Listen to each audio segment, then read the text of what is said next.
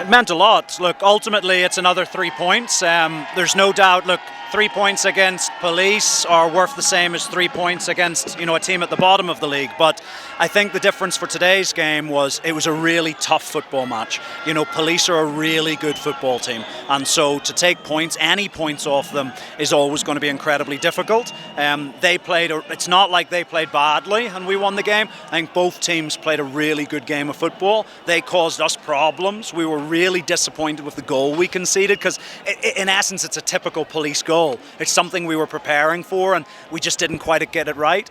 But we came back, we showed that mental strength that the team have, fought back, scored from a well-worked set piece, and then really quite pleasing because I think you can see Police were maybe playing a more counter-attack game, yet the goal that's done it for us is a classic counter-attack goal. Gad, we spoke about it at half-time, we said to Gad, target those spaces. If you can get that ball out of your hands quickly with that sort of sidewinder kick, it'll create a chance for us. And he did it, he remembered, he got the ball in his hands. Bonnie, like how many people in Boniface Amondi's situation try to shoot? But the calmness to roll it across to Benson, and look, when you put it in there, the chances are he's going to score. So overall, we're really pleased, but everyone, even the subs that came on, it was a big performance. It needed it, because if we weren't at our best, we wouldn't have got the points today. But yeah, well done to both teams, and we're delighted to take another 3 points. It was labelled as a potential acid test for you guys. You conceded fast, and then you came back in the game, won the game with only 9 minutes left on the clock. Did you like the character you saw in your team today? I've liked the character I've seen in my team since pre-season. What you've noticed about Kogalo is we do things in quiet. Yeah, we don't talk a lot. You don't see a lot of us talking in the media. Even in pre-season, when maybe things weren't as smooth as they could have been, you didn't see guys talking all the time. For us, it was just about get on with the job, because it doesn't matter how much you talk in this game. It's for 95 minutes out on the grass. That's where you've got to do your talking. And so for me, I've never had any doubt about the character of my players from the day one. And, they've shown that again today. Only the second time this season we've went behind. The other was the KCB game. So it's great to see that reaction from the boys. But we knew they had it in them. That's for me. They say work hard in silence, let success make the noise. This is the clearest time that Gor Mahia had the team to beat this season. Look, I think when teams already know, when they come to play us, they're in for a really difficult afternoon. We're not the finished product yet. There's a lot of young guys in that team. Again, if you look, I think 70% of our squad is under 23. This is very much, not only is it the Kogalo of today, it's the Kogalo of tomorrow.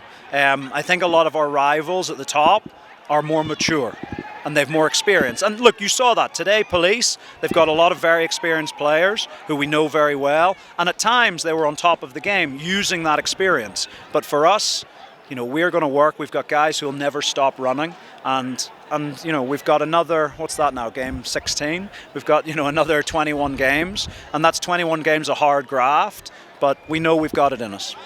Coach Emery Baisenge is here. He's a player you've worked with in the national team. Clearly, he's already has some sort of understanding the players, looking at how they're saying and communicating each other. How much of a boost is he to your squad coming into the second half of the season? One of the things we said as a club strategy was the players coming in the first phase, it had to be players who would slot straight into the system. Mid-season's hard because you don't have time to train the players, they're going straight in. And so we said in phase one, we had to get players who knew tactically what we wanted, but also character-wise. Because look, I think you've got to be honest that Kogalo, no one would argue to say that the transfer strategy over the last 2 or 3 years, they've got it wrong. There's been a lot of, not good enough players have come into Kogalo over the last few years.